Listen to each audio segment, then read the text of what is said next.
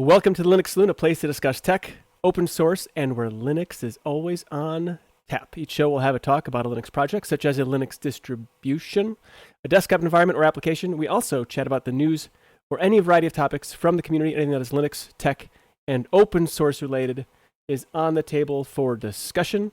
I'm Nate, a Linux, fitness, and vintage tech enthusiast with an almost unhealthy obsession with the OpenSUSE project. And with me today, I got a fantastic assortment of panelists here tonight. I have Ulfnick, Brian, Jinda, Colin, Zebedee Boss, Eric, and Eris. How is everybody? Excellent. Good evening. Good. Good. How are you? Fantastic. It's been a very productive Saturday, so I couldn't be much happier. Wonderful. Be sure to do the straw poll. Eris did a fine straw poll about Tailscale, our main entree for the night, I guess, or sampler platter. I don't know how we're going to call it, but the application that we're going to talk about. So do that straw poll. On the docket for today, we're going to talk about that straw poll, of course. We'll chat about Tailscale, see what's on the menu for next week, do a little filler. I'm sure, who knows? Maybe we'll meander into those filler subjects anyway throughout the show, and then do our last call. But first, what have you been doing in Linux or tech? Zeb, you said you're looking for your forever distro. How is that going for you? Well, sort of. I've been trying to get back into Linux for, I guess, about a month now. And I've fallen back into the old habits that we had way back in the day of a distro a day. And that actually gets you nowhere because you just have the frustration every time of setting it up and getting things right, and then something fails and I do my usual next. And then it carries on there. So I thought, do you know what? It's about time. Let's just try and pick a distro. So I went to Twitter and put out a little post asking people, could they help me decide? Could they make up any sort of decisions? And basically what I put up was I said I was going to try either Ubuntu Mate, MX Linux, Fedora, OpenSUSE, Arco Linux, Linux Mint, Nobara, and then AN other. Now, while it's had a reasonable number of views, nearly 180 now, there's only been about 8 replies, which didn't so much shock me, but of those 8 replies, 2 people mentioned Nobara, which is, as you know, a Fedora spin, but it's not an official spin. It's what the glorious egg roll has done to try and make Fedora easier for gamers and content creators. He's taken the base Fedora and then he's put on a load of fixes and a load of his scripts, and he's made it a bit user friendly. And what ultimately turned me to Nobara in the end was I watched a video by the Linux experiment Nick, and he's obviously a Fedora person because he was mentioning that all of his laptops have got Fedora on, but he'd heard about Nobara, so he thought he'd give it a go, and he was doing sort of like side-by-side comparisons. And he said, to be perfectly frank, he said, I can't see what the difference is. I don't know what all the fuss is about, other than for a new user, Nobara makes it that little bit easier because they have a script to put on all your video codecs and all your other bits and pieces. They have a script to install your AMD drivers or your NVIDIA drivers. So that's the route I've gone, and I'm going to try and stick with this for a minimum of 6 months. And the main reason is so that you're not constantly having to set it up every other time.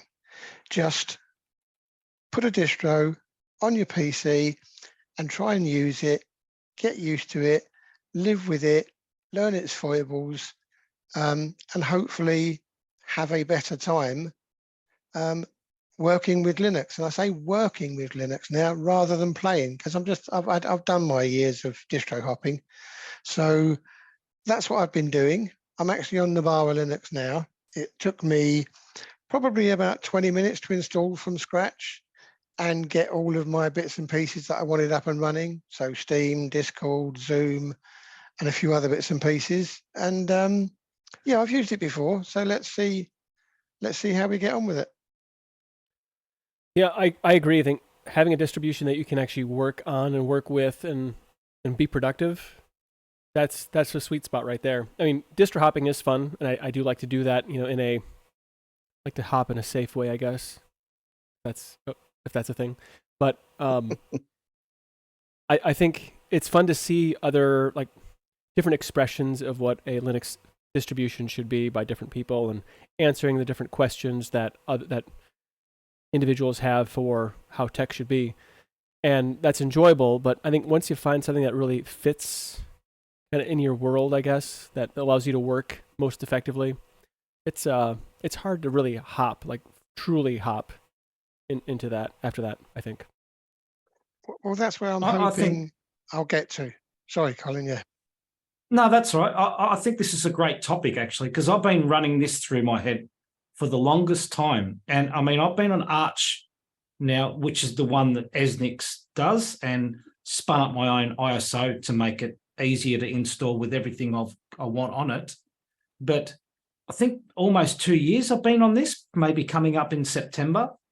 And I've had really no problems, to be honest. But I always wanted a distro where it just updates. You don't have to reinstall.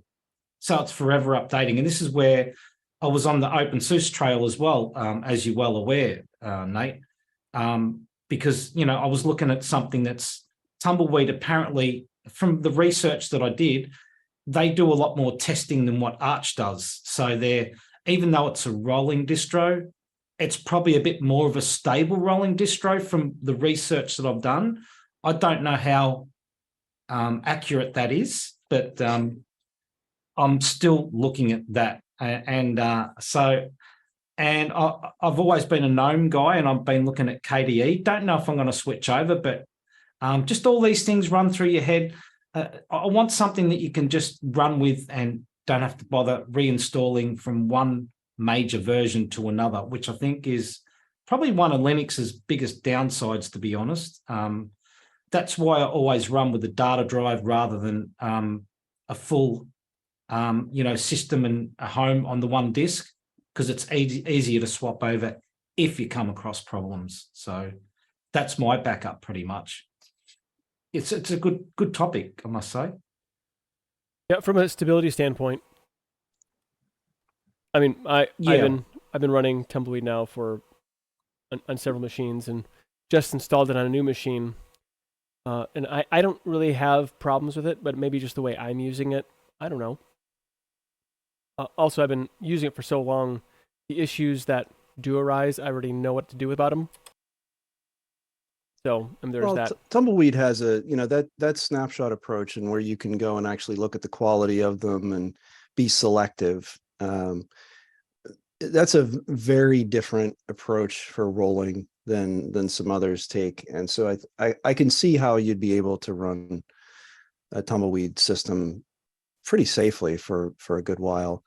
Of course, depending on the types of custom stuff you've done to it and the repositories you pulled in and all that sort of stuff, you could still find ways to break things. But I can see how that would be, And it's interesting because I hadn't been the same way. I was on Ubuntu for years, and GNOME, and in getting involved with Distro Hoppers Digest, all of a sudden it was like I have to remember how to hop again, because Zeb, you made me laugh when you said a distro a day, because it's like that's exactly how it feels, when you you don't have enough time to really get your feet wet, so to speak. But also I have become so accustomed to doing things a certain way that even if it's a good idea to do it a different way, because it's different, it's not comfortable, and it just feels like it's more effort. And at the end of the day, like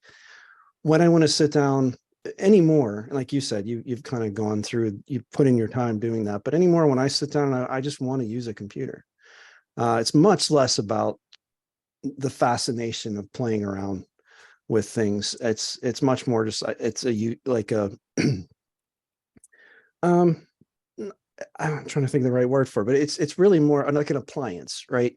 I don't want to have to tinker with my washing machine every time I put a load of laundry in. I just want to go and put clothes in and get my True. laundry clean. And I'm really started to look at computers very much the same way.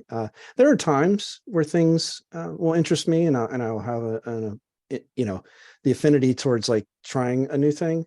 But yeah, it's been effort to sort of make myself use something different.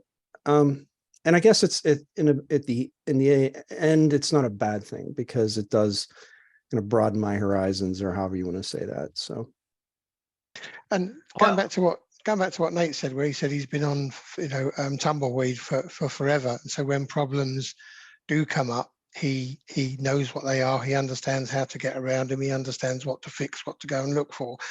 And that's a situation that I want to be in. That if I do have a problem, I know, my mind will go, hang on a minute, that happened about 6 months ago. And what we had to do is, and I'll now try to collate a set of bookmarks that will take me back to topics. Because one of the worst things about distro hopping, and I don't know if you guys are the same, is you learn how to do something, let's say on MX Linux, and then next week you're on Mate and you learn how to do it on Mate, and the week after that you're on Arch and you learn how to do it on Arch, and then you go back to MX Linux and it's like, wow, what was that program I found? Where was it? How did I set it up again? And that's what I've just had enough of doing. And to be honest with you, I could have chosen any one of those Linux distributions that I said, because they all have their little foibles, they all have their little niggles, they all have their problems that arise because, we aren't spending millions and millions and millions of pounds developing these things. So you are going to get regression, you are going to get problems. But if you stick with the one, you'll get to learn it better. And that's what I want to do. Plus, I've got 2 other laptops I can play with anyway, an older one from 2007, I think, and a newer one from a couple of years ago that's got AMD in it. So I've still got things that I can play with, but my main machine will be Nobara and the other W word, which I'll never get rid of because it's what I'm used to. Well, I'll tell you what I do. This is what I do, Zeb, on my Arch install. Every now and then I have a keyring problem. So probably people who run Arch may have come across that before. I go into the menu and I run, because I had to always go on the internet and search for what the heck do I need to do, because this only comes up every now and then. So I've made myself my own little, so you go to menu. What's that menu that the menu editor? Menu Libre, that's the one. And I make a little thing with a script that runs in the terminal to update the keyring or update the Arch Linux or whatever. So it's just like an app on your menu. So that way I don't have to remember what I have to do. So I do little things like that. So I don't have to go back to any website and look. That's if it's possible to run a script like that, though. But they're the little things I do. Yeah. What I tended to do was I wrote little notes in Standard Notes on the web. Standard Notes was an application that Popey brought my attention to it years and years and years ago, and I've used it ever since, a bit like Bitwarden. I don't use anything else now. But I go back to Standard Notes now, and I've probably got about 500 entries in there. And at the time, I understand it, so I go blib blib blib blib blib blib, blib, done. I look at it 3 months later and I go, what the hell's blibbity blibbity blibbity blib? I don't get what I've typed, because it doesn't have any context anymore. So now I try to type something in plain English with the command line underneath explaining what I'm doing and why I'm doing it.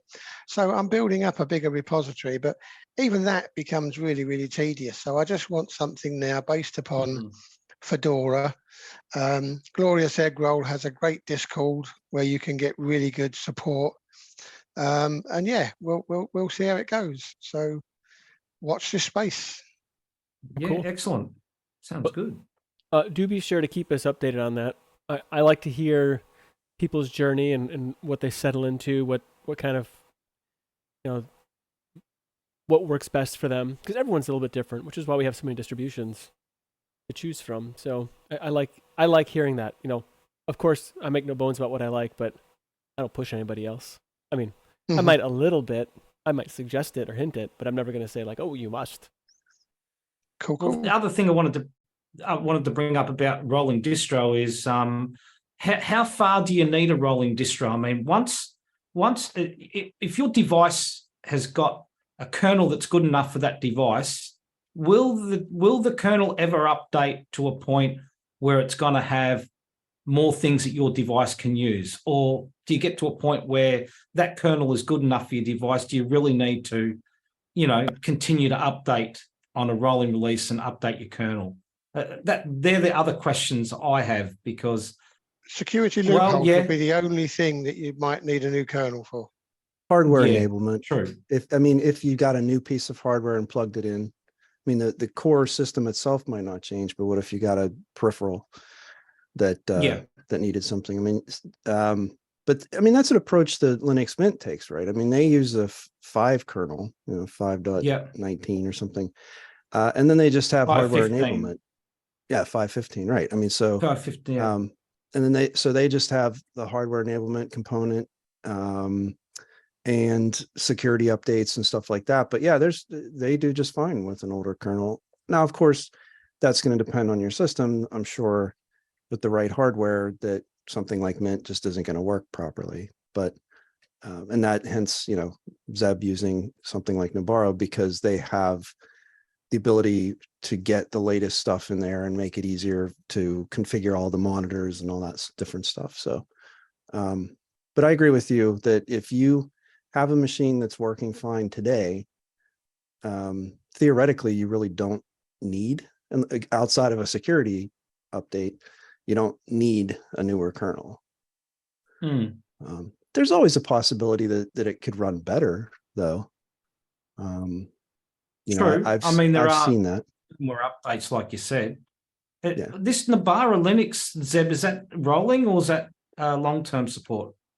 No, it's a rolling release, and it's only long-term as long as the Glorious Egg Roll wants to do it. Now, Glorious Egg Roll, if you don't know, is the guy that made Proton Linux, Proton, the gaming extension. Yep. He made his own Glorious Egg Roll version of it. And he's an incredibly clever chap, but it's all based upon Fedora. So I don't think Fedora is classed as a rolling, but there seems to be an awful lot of updates that come through. But he takes the base Fedora, and then he has his own repos and his own scripts that build up upon it. Now, one of the things that I learned is that Fedora might update, but he'll take about a month to update, because he's got to check what has come through. Will it interfere with the way that he updates his system? Because one of the things that apparently he's done is and I'm going to really mess this up now. What does Fedora run on? Is it SE Linux or something? Or is it the other one? Yeah, Fedora's SE Linux, I'm pretty sure. Yeah, he's taken SE Linux off and put whatever everybody else runs on, because he says it caused too many interferences with some of the things that he wanted to do with the multimedia stuff. So there's a lot of messing around that he's done. But if you go to his GitHub page, you can see exactly what it is that he's done. And there's nothing to stop you installing Fedora 38, then going and running all his scripts. And before you know it, you've got Nabarro. Right. I don't think it's rolling. It's as rolling release as much as Fedora is. Well, it could be almost, because they have an in-house upgrade, don't they, Fedora? I think from one long-term support to another, isn't it? Or every version. I think they have an upgrade. I know. I don't think they have an LTS version, though, do they? It just goes 35, 36, 37. Oh, 38. they don't, do they? They The just way- have upgrades. The way Fedora works is you cannot upgrade to the next version and wait a version and then go to the next one. So if it's 38, you can skip 39 and then go to 40 like that. Right. You're not obligated to go on to the next version right away. Yeah. That's good to know. I didn't know that fact, that you could skip like that. But I guess it's like everything. If if you skip too far, things break. You know, I'll never forget once when I was using Arch, and I thought, do you know what? I'm just going to leave it for 2 months. Boy, was that a mistake!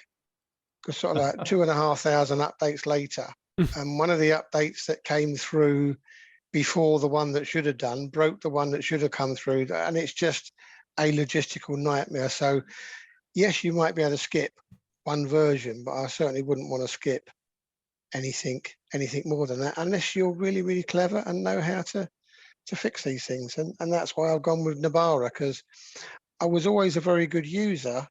I'm just never a very clever user, so I don't understand all that scripting stuff. I just want it to work. All right, well, Zeb, make sure you keep us surprised on your challenges, and if you are ever up for it, you know, Tumbleweed's pretty great.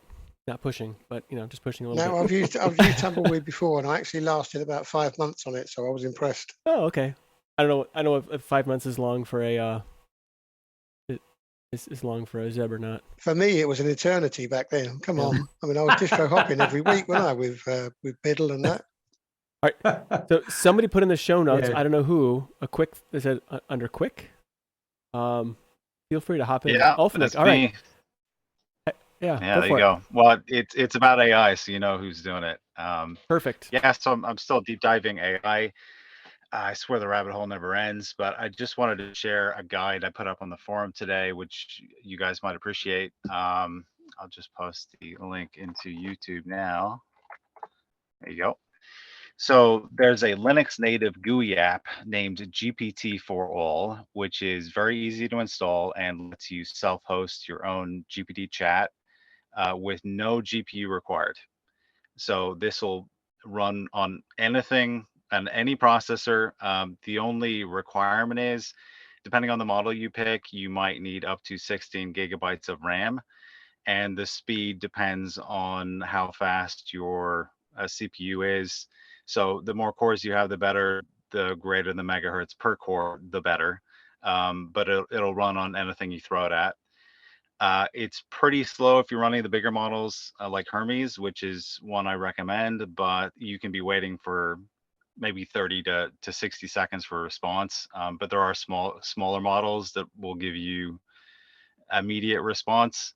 Though I'm writing a guide for using LLMs on Linux that use the GPU, which I'll post next week. And the response time from what I'm finding is the same as OpenAI's Chat GPT, which is very fast. So if you're not satisfied with that one, there'll be a guide coming next week. So yeah, quick update. There you go. So enjoy. I think not to make it less quick, but I think it'd be fun. This seems like it might be. I don't know.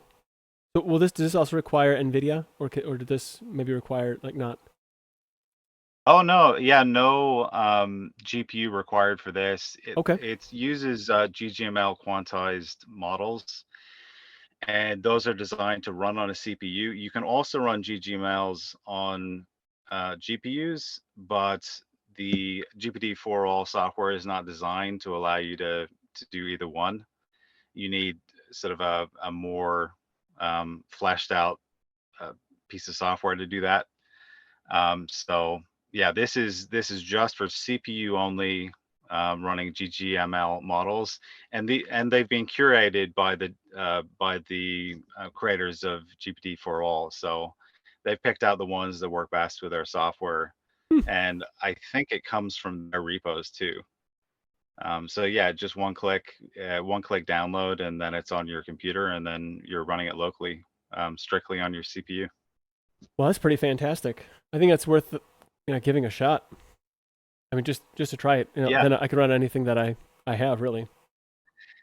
Well, what's nice too is it gives you an idea of, well, if open source AI models are worth you pursuing in the first place, because even if it's slower, it'll still give you a general idea of the quality of the response you'll get if you're running it on a GPU, because I found they're relatively the same between the GGML version and the GPTQ version that I'm running on GPU. So yeah, if nothing else, it's just fun to test, see if it's something you like. For sure. Yeah, I'd like to. Yeah, and actually, also having shoddy internet. I mean, it's internet has not been great at times. So I've had an extra motivator to get the self-hosting working. So oh, for sure. that's been part of it. Yeah. That's great. I like that. And also, it'd be fun to play with something like that locally. And again, I keep thinking about like some sort of integration into Home Assistant somehow. But I really want it to sound like Majel Barrett if it talks back to me. That's all. I'm working my way there. Yeah, it's hard getting to a point where I can step off and say, okay, now I can make it integratable. I'm still working my way up through all the different things you can do with it and all the different software packages and models and ways of running them and stuff. But yeah, eventually I'll get to a point I might be able to help you with that. But yeah, we'll see. It's coming. Sweet. Well, thank you very much. Yeah, no problem. Eris, you did a straw poll on how has your experience with Tailscale been? And, Yes. And what was the result of that?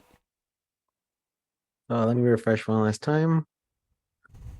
Number one place is it is amazing, 30%. And then didn't have enough time, busy with work, busy with life, 30%. Tux Penguin comes next, 15%. It is good, 10%. It is okay, 5%. Not interested in this exploration, 5%. And 5% other. I don't think anybody told me what the other was, so I don't have a reply for that, but I do have other replies. First reply was, Tailscale is absolutely incredible. Also, massive props to Tailscale for being on top of having good auth provider support. Generally fantastic to see. So many projects don't put in the effort in, but this shows they genuinely care about this and the experience for users. And another reply I got was, dang, installation is super easy. And the final reply I got was, the June newsletter is a good read for those folks giving Tailscale a spin. And I'll post the link in the chat. Excellent. Yeah, I thought the installation was super easy. I think that might have been my reply. I actually set up a bunch of computers running Tailscale, and it was, I think my favorite part was when I was at work. So Brian, you're right. I don't know how, but there was no firewall rules that got in the way in the office. And I was able to manage files on this computer here from the office without any issues. Like it was just, and actually it was super fast too. Like the lag was not, it was hardly any lag. I was surprised about how well it all worked. Usually there's I expected just more, chugging going on, but no, it was pretty great. I even launched an X session of a file manager, like just to see how bad it would be, and it wasn't really bad at all, which was quite shocking. So I don't know what special sauce they're doing with all that. I guess it's just a broker. So maybe my internet was behaving that day. But anyway, I thought it was pretty great. I really did. So tell me, someone, I missed the whole Tailscale thing. In layman's terms, what is it? Is it like a team viewer or what? Well, someone's going to probably have to help me out with this one. But in a nutshell, what it does is it allows you to create a kind of virtual private network with with machines that you have installed Tailscale onto. So no matter where I am, and so instead of punching holes into your firewall, essentially, to access different services, you can use Tailscale to be that connection broker instead. And so it's using WireGuard. Is it WireGuard? WireGuard. I think it's WireGuard. Yep. I'm getting north and south from Eric, so it must be true. Because he would never stream. Yeah, he uses WireGuard. And so uses WireGuard to as the basically like a VPN type service to connect back to whatever device. But at the same time, unlike a VPN, it doesn't affect the rest of your network access. So like I could connect back to a home printer from work, but still have access to the printers at work, essentially, if that makes any sense. So it's just like it adds a few more IPs that you have access to wherever you are. Okay, and what sort of control do you have over the remote PC? whatever you want. So like for me, So can you see the display?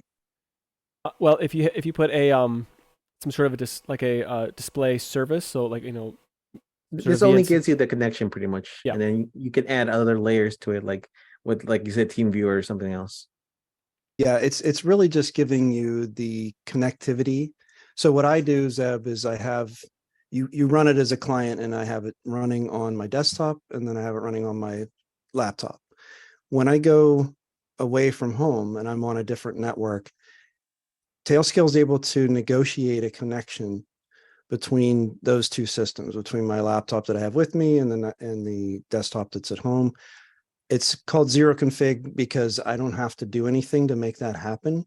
It can figure out how to make this persistent connection between the two systems. It also includes a DNS component so that if you know the host name of that system, then you basically, whenever you open up any kind of software that's going to make a connection to there, if it's a remote desktop system, if it's some sort of file sharing, if it's like a Plex server, like there could be so many different ways so many different things you use to connect through the network, right, between those two systems. And really it's just enabling that connectivity in a very effortless, completely seamless, and again, zero configuration way. Cool. And all I had to do to get it working was install and start it as a system control, system D service. And literally that's it. They can then, whatever I have it installed on these two systems on my phone. And yeah, it makes those connections, that whole auto magic thing that people hate in tech support, but that's really what it is. I mean, it feels a little like magic. Yeah. If you think about it, like you have your normal local network and you can connect all your machines. This is basically a virtual network where you just add the machines with the client and they can communicate over the internet. So it creates like a virtual LAN that your machines can communicate with. And it uses a WireGuard to encrypt it. That's the main difference. That's a great Sounds description. super cool. Yeah, it is super cool and super handy. And I was so blown away by how easy the whole process was. Did anybody have any issues setting up a machine? You mean like the installation or working? So like the installation setup. So like getting it installed and then authenticating it using with and so forth. No, we're fine. Yeah. Okay. I didn't think it would be. And those that used it, how do you think you might end up using this regularly? Because I have some ideas here. I want to see what some other thoughts from before I open up my app. I can tell you how I'm currently using it. Yes, please. And I have been using it. Yes. So I have, in the past, I've had machines at work that I left at work, like a laptop on my desk, and being able to connect to it to do work things via RDP or any kind of remote connection. Parsec is a good one. And if I need to connect to something that's work specific without having to mess about with the work VPN, I could do that. Another thing is I have a server that's back at my folks' house in Atlanta, and I actually have a Tailscale container running on it. And that's how I connect to the machine and the local network there. So if my folks need, help with their, I had to change the router password at one point, use that to connect to the box and then go from there. I've used it in VMs on that server. So installing the client itself on the VM. And then I was able to share that VM with my brother, my nephew, and one of his friends because it had a Minecraft server running on it. So they connected via Tailscale to just that VM. So I didn't have to punch a hole in the firewall. I didn't have to give them access to the whole machine or anything. It was just that VM that was running a Minecraft server. And they just put in the Tailscale IP address in Minecraft and they're able to play. So that was a way I used that as well. Because proxying like game servers and stuff through the internet's kind of a pain. And so this was a way that I could secure it to just the people that wanted to play on it without exposing it to the web. And that was a nice way as well. So those are just some Not of the only ways can I've it be used it. difficult not only could be difficult, but the performance a lot of times, there's a certain amount of overhead to doing some things. And that's really what I think is impressive to me, besides just being so simple, is it just works so well. Like it just, and I do have a decent home connection. And I guess I would wonder, I would want to know from anybody who's tried it, if you have a poor or a slow home connection, did it affect your experience? I assume it would have to. Like there has to be some low end limit of like where the performance is going to drop out. I But don't. that's I would yeah, imagine that. I would imagine the Tailscale speed would just be limited by your bandwidth. WireGuard itself isn't exactly heavyweight. It's not like OpenVPN where you gotta have a bunch of performance overhead. yeah. So that's been probably the most impressive. And so far, I mean, I've only been using it for 3 weeks or so, but so far, that's what I've done, is to just use use that connectivity with a remote desktop. Well, the Moonlighting, that I discussed last week. So I used it again this week, and yeah, really just seamless. Now, do you ever feel the need to disable the connection, or is it you feel comfortable just leaving it? Because it's only paired to the other peers. So Right. occasionally I have to like prune it. Like if I do like a distro reinstall or something like that, it'll leave behind the old host or something like that. I do have to go in there and clean up things like that sometimes. Or if there's a VM that I was messing with it, and like I need I destroyed the VM, I'll go into the dashboard and clean that out, that kind of thing. But it's been super great. If any of you have like relatives or family or someone that you would normally provide support for, like this is it. Like you don't have to worry about them having an open thing on their firewall or whatever. You can set up the tool you like to use locally and just add the Tailscale agent on their machine, and then you can connect to them just like it would be on your LAN, and you don't have to worry. Like that's really good for support. Oh, for Yeah, sure. it sort of cuts out the need to have some sort of weird, here, download this and it'll create a connection and then put in this code, and like that whole rigmarole that you can run through sometimes. Yeah, this is a always on. It's great. I could imagine. I used to have people like that where I'd support them and have to go through all the steps, and this would be so much easier to just say, well, I'm just going to jump in right now. And you're kind of limited to just specific internet based support things, right? Like whatever tool is able to go across the internet with less. But with this, you could connect directly with regular RDP on Windows or SSH on Linux or whatever, just like it's a local machine, and you don't have to worry about all the other configuration mess. Right. Yeah.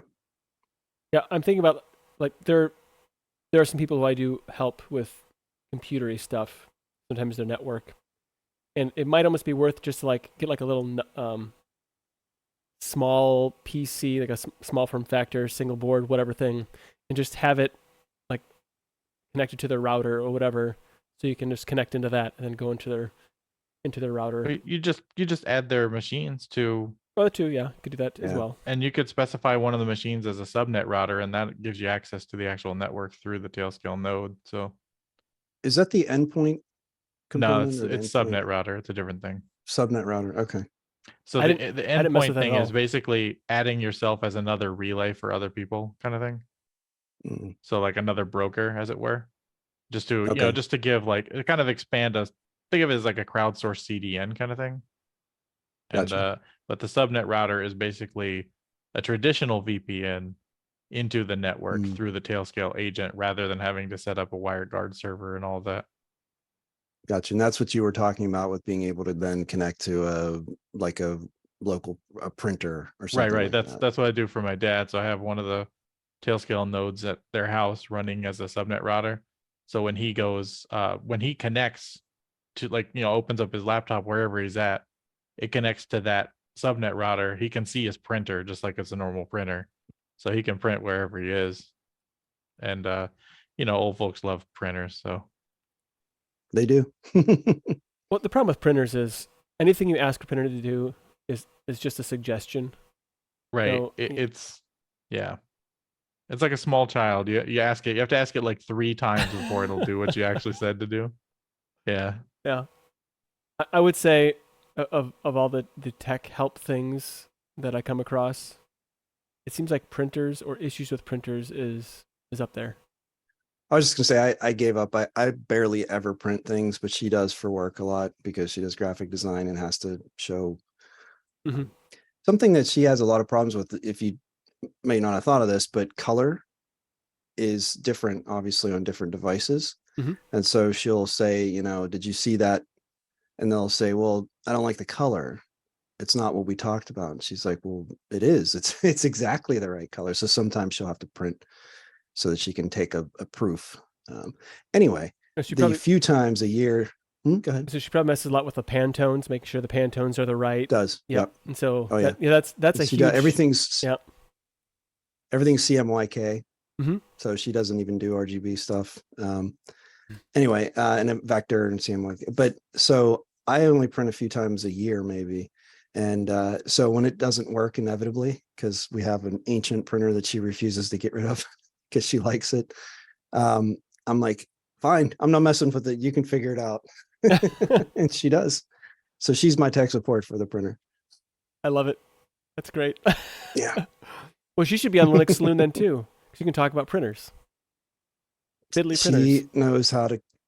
Her thing, like she gets used to using. She had this old scanner, same way. It's a flatbed scanner. Refuses to get rid of it. I mean, they don't even make a driver for it anymore. You have to. You have to do these incredible workarounds, but she refuses to give it up. And I keep trying to talk her into Linux because I'm like, I guarantee you that will work on Linux without a driver. Like it will just work. And she's like, nah. But yeah, she gets entrenched with certain pieces of technology and really just can't seem to, get over it. So anyway, yeah. So she would be an interesting one. I think the two of you might might hit it off with your vintage tech. The two of us have a proclivity for keeping things living much longer than they need to be. So Yep. speak of that, Yep. so Don Lachlan, hope I said that correctly. I think every time I say it differently. Because I have a Samsung ML 2010 I bought 20 years ago specifically because it worked on Linux. Still works on Linux. Now, I would like to know, does that thing still work well though? Like I don't do printers, they wear out. Like they stop picking up paper, the little rubbery things need to be cleaned or serviced or whatnot. I just wonder if how it's working now.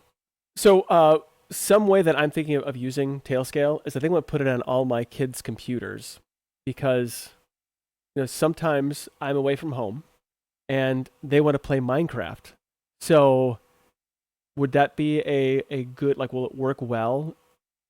Adam, you said that's Absolutely. Actually, Yeah. okay. So then, whatever you're running the server on, just add a Tailscale node to it and then add it on their machines. And they're good. okay. So what about Yep. without like a serverless setup and just like a LAN game?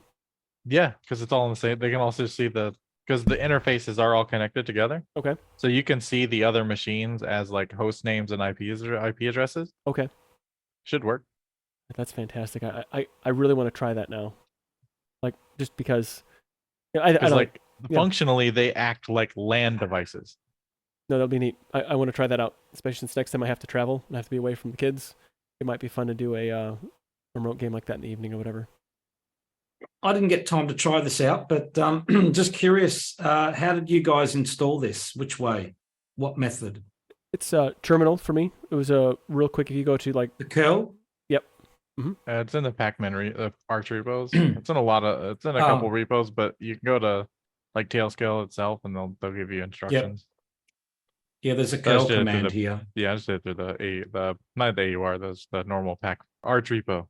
So the curl basically it figures out what computer you're running and then adds the correct repository to your machine automatically. So it's like even I could do it tired while driving. Well, guys, while you were chatting, I've just installed it to me home computer on Fedora and to me Android phone, and they're connected and I can communicate. It's that simple. Wait, It's pretty great. Yeah. there's a phone application? Yeah, on Android and iOS. Yeah, there's an both. Android, Yep. yeah. I didn't even. Android and iOS both. Yeah, I had my iPad connected to it for a while, and I had that. And, yep, It's pretty awesome. Don't know So what if you I'm have going like to a use it media, for, but if you have like a media server or something you don't want to expose to the web, just add Tailscale to it and just access it on your device from there. Wow. I like right. I didn't even think of this, and now you're just like, wow. So I didn't get a chance to play with Tailscale, but I do have WireGuard set up, and I have virtual machines that are only accessible over the WireGuard connection. So that way they're hosting like private websites, the SSH connection, stuff like that. Works really well. Something that may not have been mentioned is, so I haven't tried Tailscale either, but I do use a WireGuard VPN back to my home network. And it's especially useful if you're away from home and you're on a public Wi-Fi network. If you need to, say, do some banking or whatnot, generally it's not advisable to do it, on a public Wi-Fi because people can capture those packets and whatnot. But if you have a VPN back to home, you know that connection is encrypted, and so you're actually going out through your home network. So you can do that. You can apply that to a lot of other things, but that's something I find that having a VPN is useful for. I was You can curious to always know, like remote desktop back into a machine at your home and do it from there. Mm-hmm. I was curious to know, I Brian. mean, we're talking about a phone with the phone. If you have a lot of stuff on there, yeah. So using WireGuard between the virtual machines, what are the advantages for in your use case for that? A couple. So SSH isn't exposed to the internet, so there's no way for someone to try to brute force logins. Okay. The other is I've got a website. It's basically an accounting system, and I don't want that exposed to the internet either, but I can't run it locally. So there's a WireGuard connection between the specific laptop that needs to access that and the virtual machine online. Wow, it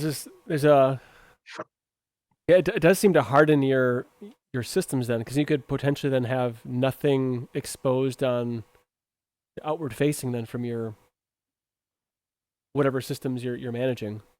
Yeah, right. The term for that is called zero trust. Yeah. Yep. You could just have it listed on that private interface and it's all good. You could even run, if you had a database server and you had an application server, it could be a WireGuard connection in between the two rather than, anything else. That's pretty But wild. you are You can also have, go on. But you are still trusting a Tailscale, right, for the connection? Tailscale is only doing the brokering. Your stuff is end-to-end encrypted. So No, you but I'm never have saying, to- yeah. But if they control who connects to who, if something were to happen in Tailscale, they could connect other things to your. That's to your why they thing. allow people to run endpoints. So Okay. it's not necessarily going just through Tailscale's servers, but any endpoint as well. Okay. So people can kind of crowdsource the CDN, as it were. Yeah, that's So why it kind of Another thing- decentralizes that whole thing as well. And if you really wanted to, like I was hoping to try this week, you could run Headscale, or actually I found that there are a number of alternatives to that as well.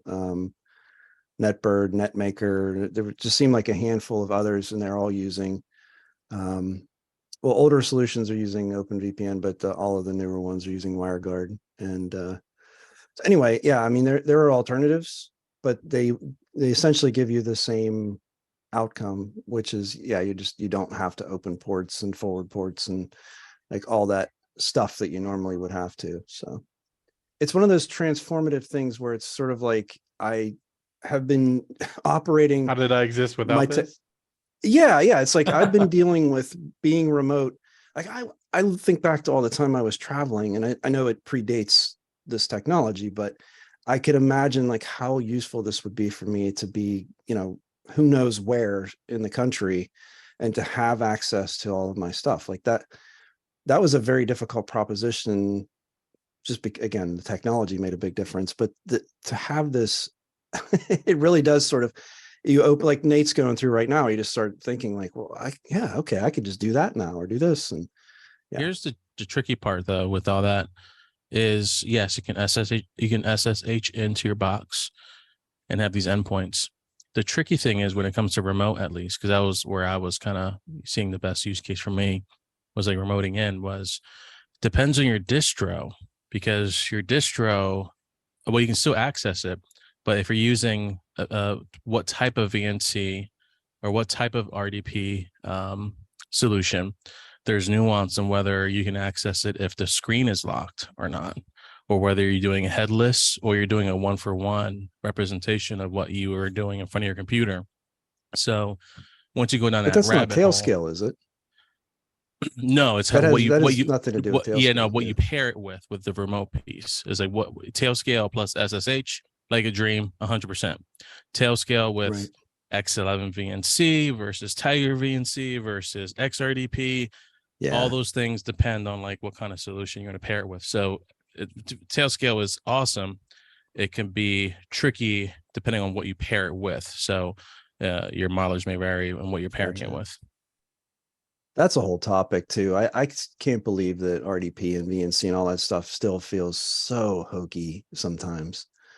You know, like it's just, it feels like old technology that has not been, you know, brought forward. And maybe there's other things that are easier. I've forgone both of those and just used this game streaming setup to have a remote desktop connection, which is just, I bypassed all of that. So. And Dude, that, Eric, but that, yeah, that streaming setup is so dope. Yeah, sunshine. It's so and good. moonlight. I'm converted. Yeah, I gotta it's check lovely. this out. Can someone share your link on that? I'm missing out on the party. Yeah, it's in Yeah. the chat. Open up your Awesome. chat window, Oh, sweet. Broth, and it's in there, mate. I think because I joined late, I don't see the history. Oh, Oh, okay. for you referring So, to YouTube, what Eric maybe. and I were just referring to, like the screen sharing stuff. Yeah. Yeah, I'll put a link in. so here's the part that I think is pretty astounding about Tailscale is for free, you get 3 users, up to 100 devices.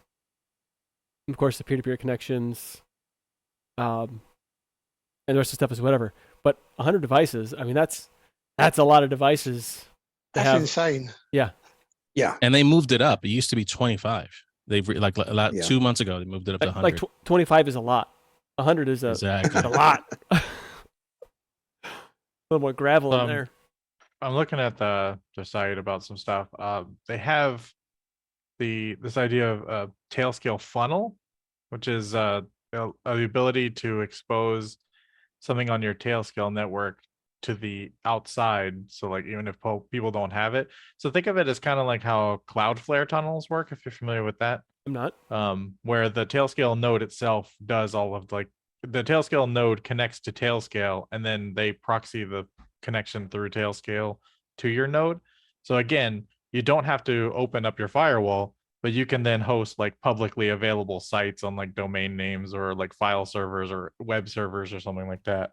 So like if you want like cubiclenate.com to be hosted at your place without opening it the whole network to the wider web, you can just proxy it through your Tailscale node.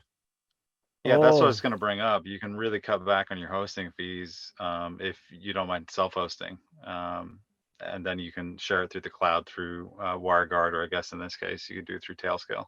Well, golly, actually, I mean, cutting costs, I wouldn't mind, trimming some expenses off of, cubiclenate.com.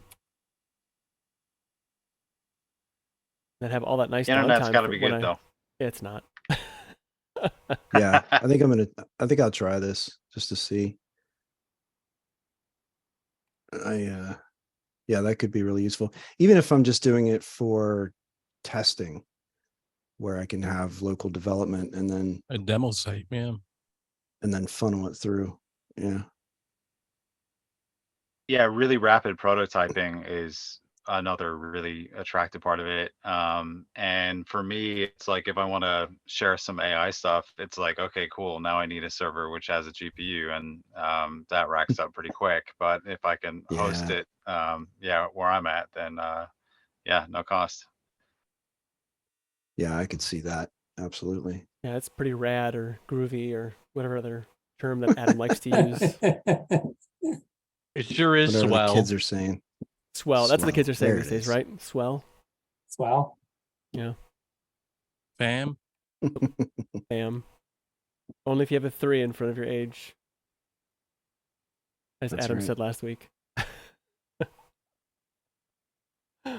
So the thing with like that just to kind of like put a bow on it, maybe. The whole level of Tailscale is building a product on top of WireGuard and connecting the dots for people on their behalf.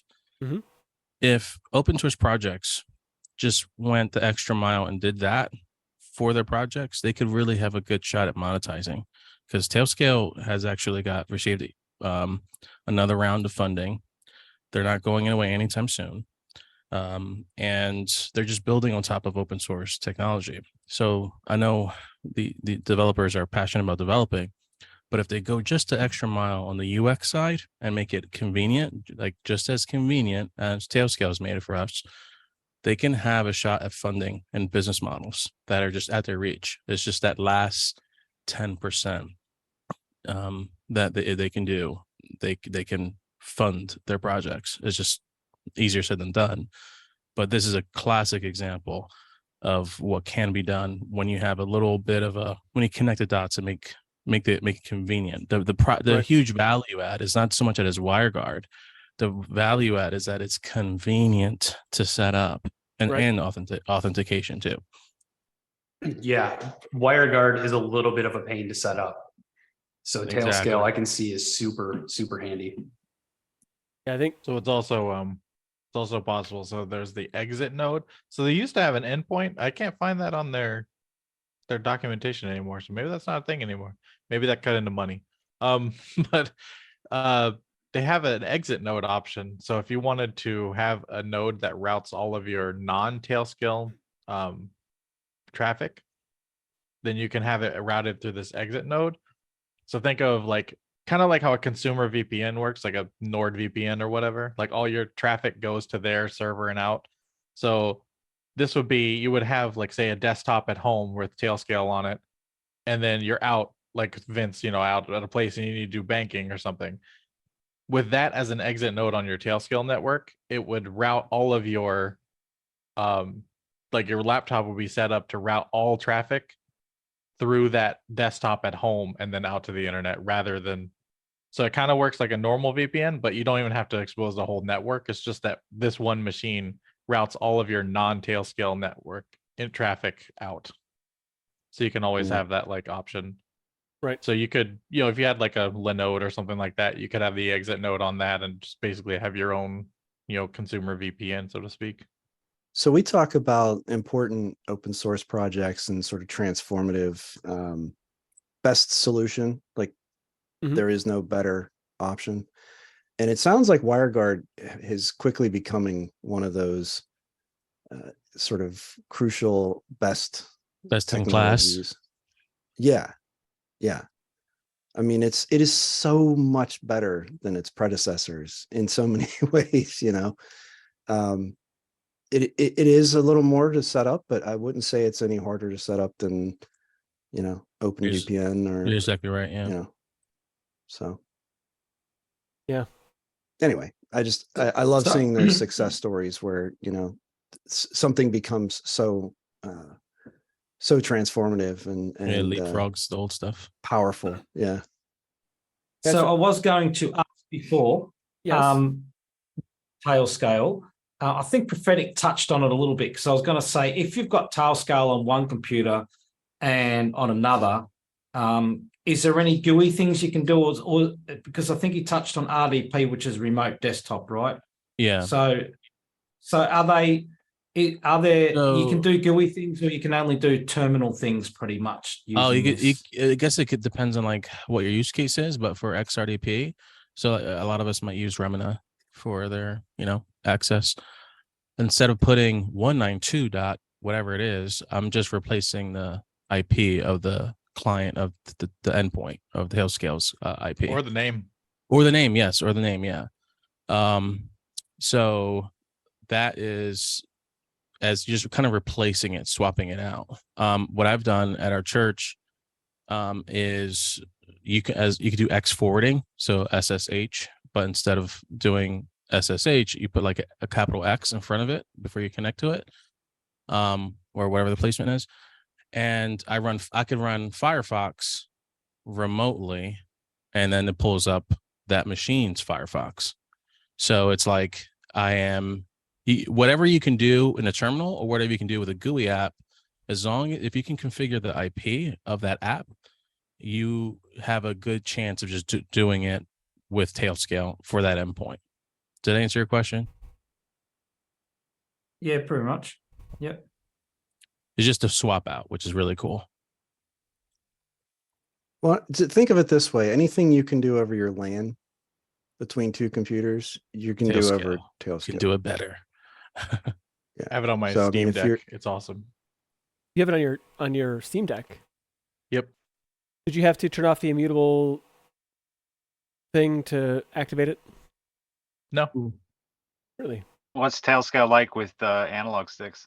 I'd usually use a D-pad with it, so I'm not really sure. Nice. Oh, sweet. That is a good question about the immutability part. Yeah, I wonder if that's like, aren't you changing the main system? You're adding application that's not, there. Run it as a container. Oh, okay. You and your fancy containers. So Tailscale, yep, I think it's a great application. I just learned a bunch of different ways that I may want to implement it now, and I got some more homework to do. But this is like a long term. This is now gonna be a regular part of my ensemble because this is staying. I like it. Pretty many ways great. to You're do it. out of the Almost house. unanimously, the thing is like everyone loves it kind Yeah. of thing. Yeah. It's very Like, rare. hands down. Yeah, it's But phenomenal. you have ample opportunity to use it now because you're actually out of the house, Right. and at least going to work, if not actually traveling. So Yep, there that'll are be interesting to see how it impacts your. many applications now with this, so this is pretty wild. I like it. I've never I shouldn't say never. Oh yeah, I see it. Colin, you can install it on your Android or whatever phone you have there. Excellent. I was just having a look. Yeah. I did it while we I were got- chatting about it. I didn't realize there's an Android app too. So we may Yeah. revisit Has anyone Tailscale. given Headscale a go? Headscale is basically an attempt to emulate the self-hosted. Tailscale backend server. Yeah, Mhm. I did give it a go real quick to see if I can install it. Install didn't go quite well, and I ran out of time. But I'm wondering if anyone else had a good experience with it, or if they'd recommend it.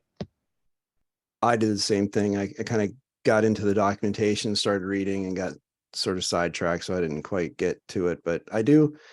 I have no reason to distrust Tailscale. I don't think I absolutely need to do this, but I think it's an interesting exercise to just kind of see what's involved. So I'm provided I get the time to do it, right? It's the best of intentions, but never quite get there. So it's on the list of, if I have the time to kick it around someday, I will. This is like an alpha thing that they have going on right now. But they have the ability for it to see services running on your Tailscale machines. So like, for example, if your RDP is running on a machine, you can go into your Tailscale like dashboard and just click like launch next to the RDP service and like Oh launch an wow! RDP or something like that. There's They have like an brand- SSH terminal and stuff in it as well. That's pretty neat. I was just messing with that with it's an annoying domain name, but like it's called remote.it. Mm-hmm. Remote it. Great name, I guess, but then like if you try to Google it, it's never gonna come up. But basically it's pretty much like that's their product is you install that somewhere and then it gives you like a launcher for RDP. And it looks like Just like an Tailscale. RDP file kind of thing. Yeah, just Yeah. it's so that's pretty interesting that their Tailscale's doing that because I might need that. Yeah, it's because- kind of more than just. It's really just more than the the traffic routing kind of thing. Well, I There's don't so know. much more to the service than that. and- Yeah, they're doing a lot of feature ads, and I'm having a hard time Yeah. keeping up, which is a good problem. But the reason why I might need that is because for some reason GNOME 40 what version am I on 44 on with Micro OS now Aeon OS. For some reason the GNOME sharing is just not working for RDP, and I got every machine working that I can remote access like with VNC. But with GNOME, I just can't get the RDP or VNC to work on. So I don't know if it's like a tumbleweed thing or if it's just like a immutability thing. and or a SE Linux like permission type thing. But so Mhm. that might be my workaround with Tailscale. And they also have like a lot of good documentation. They have like a lot of tutorial how-to guides. Like they have some like example stuff like setting up a dog cam and things like that, Minecraft server, Pi-hole, etc. So like they have a lot of stuff in there as well. They support like infrastructure as code tools, like Terraform and stuff. So it's there's a lot to it. It's pretty great. They have an API, a CLI tool. Just there's so much to it. It's I know like most people probably wouldn't use most of that, but it's really useful. And if I had like a business, like this would be like duh. Everyone on the business would be on the Tailscale network. Agreed. The The thi- authentication part is so easy too. Yep, They and Google or you can have SSL. user. Yeah, you can have user and device approvals and everything. So Someone gets fired, click, click, they're done. yep, just drop them. Yep, you don't have to worry about because if all they ever did was connect through Tailscale, then you don't have to worry about their AD account, blah blah blah. It's just no, that their machine can't connect anymore. They're not part of us anymore.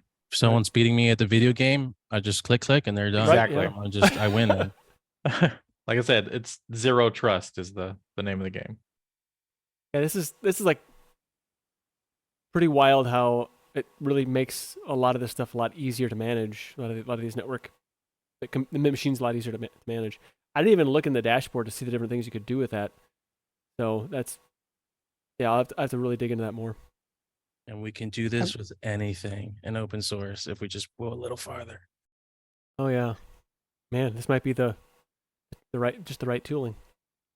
Quick question for Adam, if I may, because he keeps mentioning zero trust technology.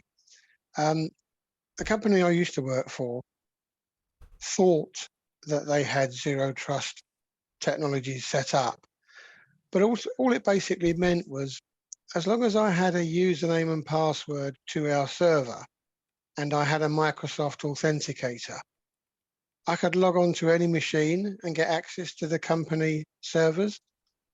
Was that a zero trust setup or was that just gobbledygook? It's hard to say because I wouldn't know what the back end would be, but it's the idea. Yeah, the idea is that your machine is authenticated through your user and a multi-factor, and from the there, multi-factor was the Microsoft. right. And from there, path. you can access only the resources they allocate to you. That's the idea of zero trust, rather than giving you like admin credentials to all the stuff.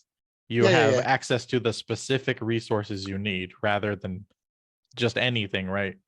So yeah, sure. So yeah, I mean, they the gave me access to the home directory, to the applications that were running within the server that you'd logged on to, but we couldn't, and anything that ran from the web, because we used to use Salesforce a lot. Right. So I could log on to there, authenticate myself. So that's where the zero trust comes in. Yeah. You can only get access to what they want. Now, what we couldn't get access to was our bespoke software that was running in-house, but because I wasn't in the building logged onto our servers, you couldn't get access to it via zero trust because they didn't allow it. Could they have allowed it?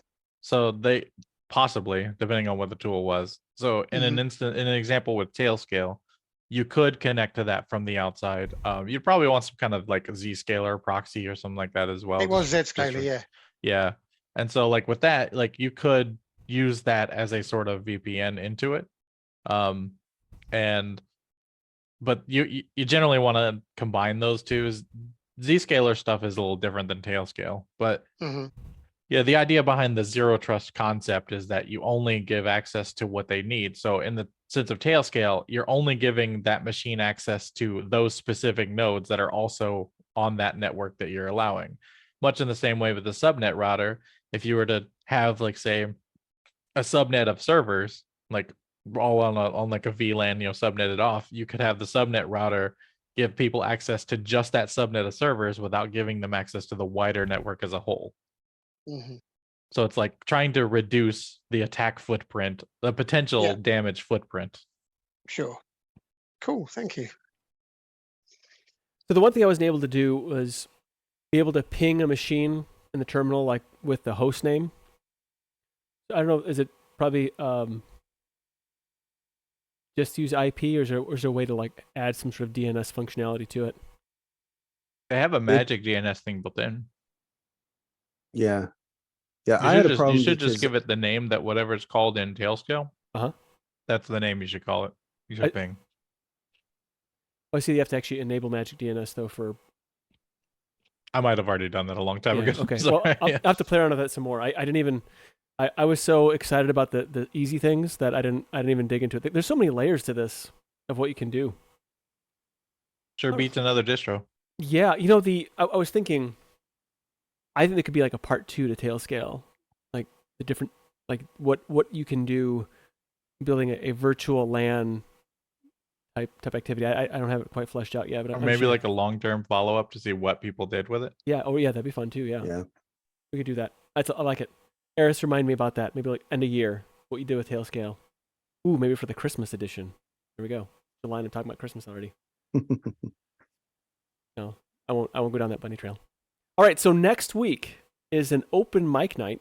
So bring your topics, whatever you might have. Yeah, you can send your topic suggestions to suggestions@linuxsaloon.com, and we can put on the list of things. So open mic night. I like open mic nights. Sounds good. And just sorry, Nick, just I tried something what you were talking about the DNS and names. Yeah, I've got my Nabara PC and my OnePlus 9, and I've just pinged the OnePlus 9 using the name, not the IP, and it works. So it's automatically working by the name of the device that you want to attack. Sweet. So yeah, did you have to enable Magic DNS? Because mine's not enabled. No, I've just installed it, and it just says here to see if it's working, ping, and then the IP address. But when you said, "Oh, I wonder if it works on the name," I replaced the IP address with the OnePlus 9 Pro. Okay. It just replied zero loss. So yeah, it's good. That's cool. I have to play with that some more then. Figured out what I'm doing wrong. I'm just probably not holding it right. I suppose you could also, if you don't like the Tailscale host name, that you could just put something in your host's file, right, and map that to the IP address. Sure.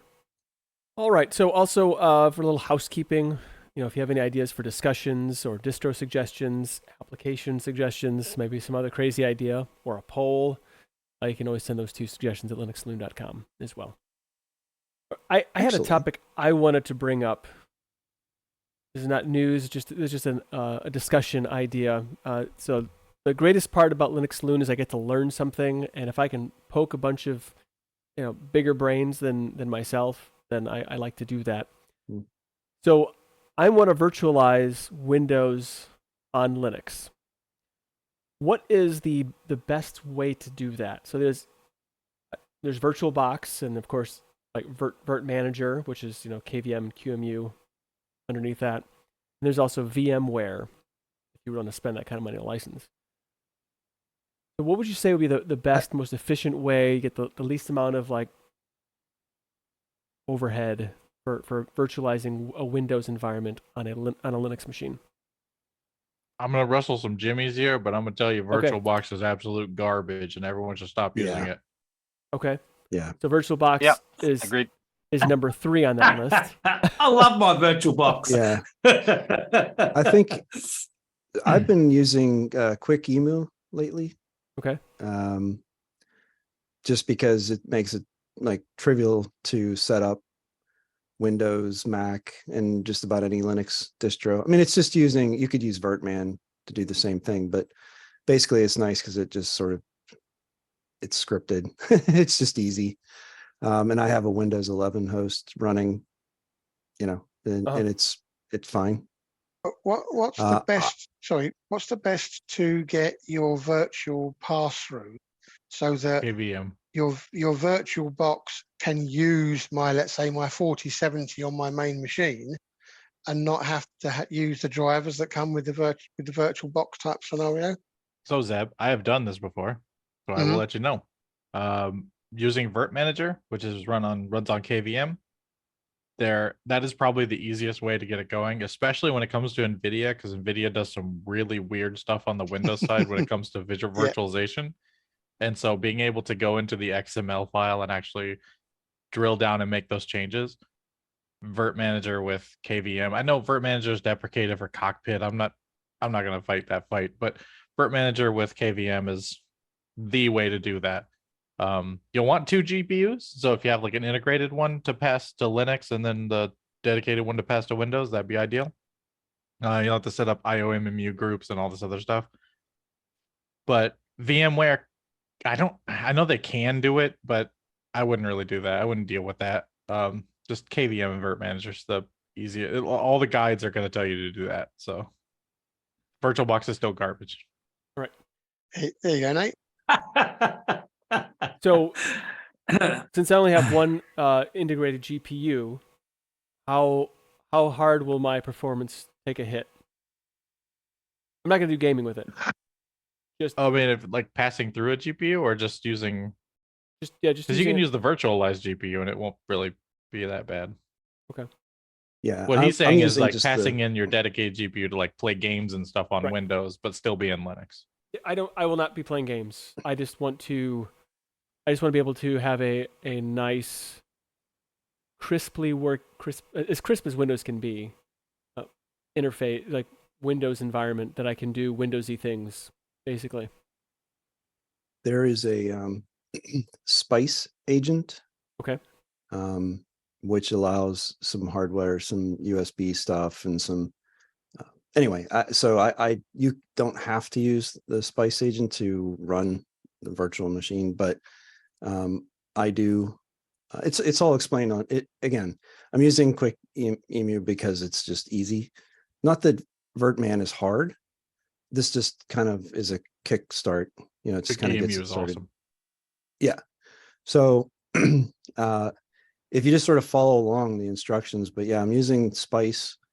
It's a client that you install and it runs, it does all of the screen adjustment. And I mean, it's not so great in Mac OS, but I think it's just some of the limitations that exist there running it in a virtual machine versus Windows 10 or Windows 11 runs. I mean, it's pretty much imperceptible. It runs very, very smoothly. Okay. So shared folders can get KVM and Virt Manager is not an issue, or I'm sure I've used KVM and Virt Manager before. I just couldn't do the same things I could in VirtualBox. Maybe it was my lack of knowledge, but You can mount file systems and stuff. Yeah. Yeah, absolutely. Right. I mean, even I could do it, mate. So I'm sure you should be able to work it out. I'm not sure if I did or not. I had some issues. I can't remember what they were, and I went back to VirtualBox. So maybe I need to give another. What is wrong with VirtualBox anyway? I have a bunch of celery in my mouth right now, but give me a bit. What's wrong with Windows? Yeah, let's ask Adam what he thinks about gnome boxes as well. Yeah, gnome boxes. My only problem with gnome boxes is it's unstable as all hell. So It's crashed so much on me. the one bit of heartburn that I have with the VirtualBox is the QCOW files for the file system. It's not dynamically resizing like VirtualBox's version is. Is there a dynamic? It's called thin provisioning.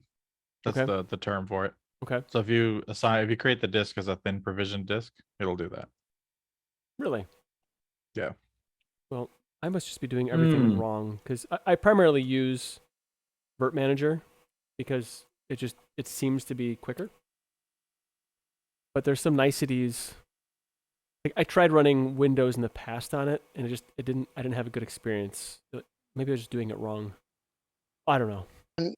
And talking about all of this has just brought a little blast from the past for me because I remember when Jason was doing Linux for Everyone, and he first discovered Peppermint and thought how great it was.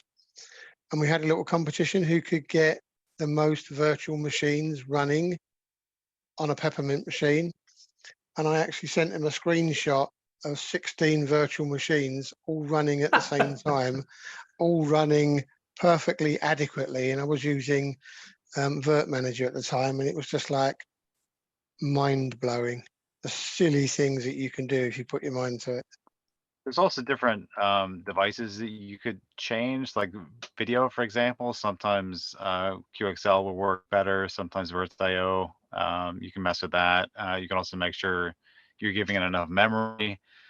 Yeah, just go through the different devices and try swapping around. As for CPU, you definitely want to copy the host CPU configuration. So you want that box checked and make sure that's done. Because if you're emulating a CPU, that'll cost you.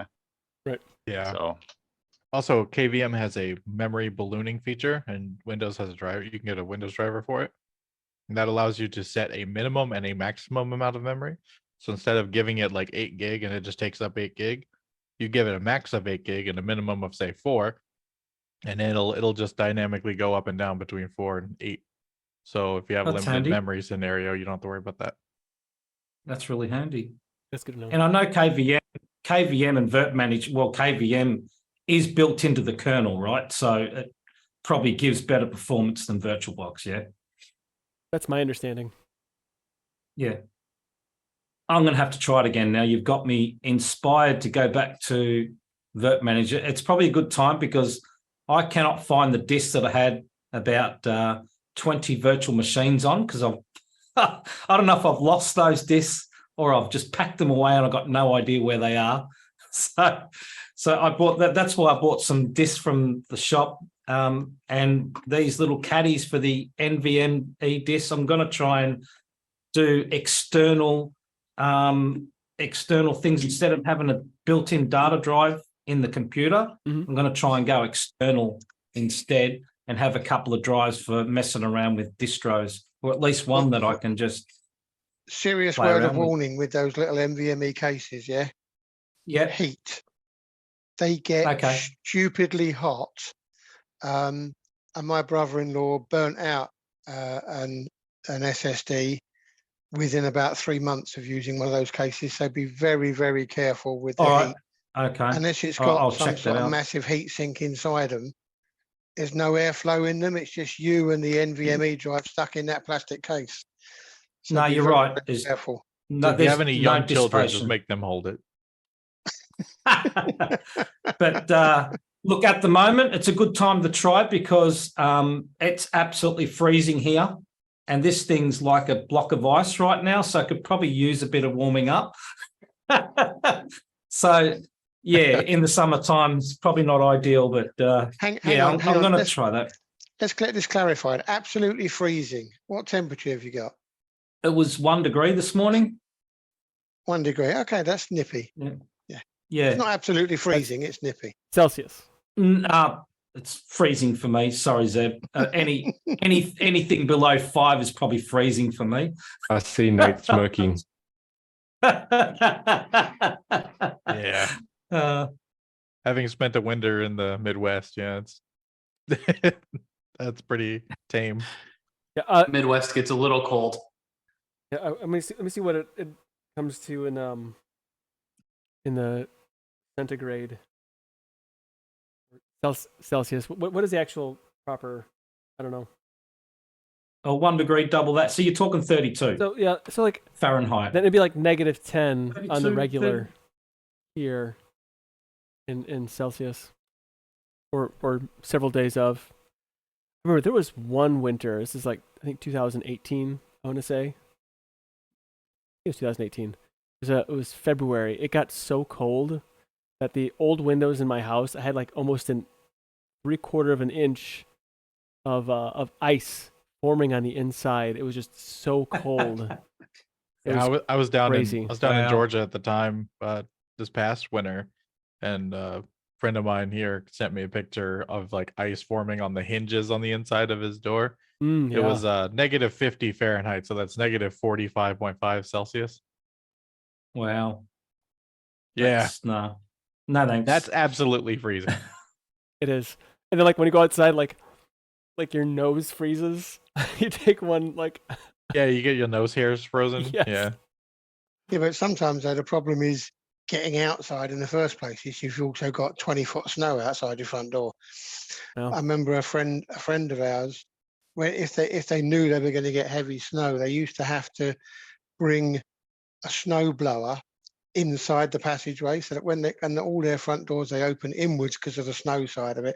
So they open the door and then they have to blast a snow tunnel through the ice and the snow to get to the road. And then they just get in their 4x4 and drive to work on like 20 foot of snow. It's nothing to them. It's madness, absolute madness. You get 1 millimeter of snow in the UK and everything grinds to a halt. It's just scary stuff.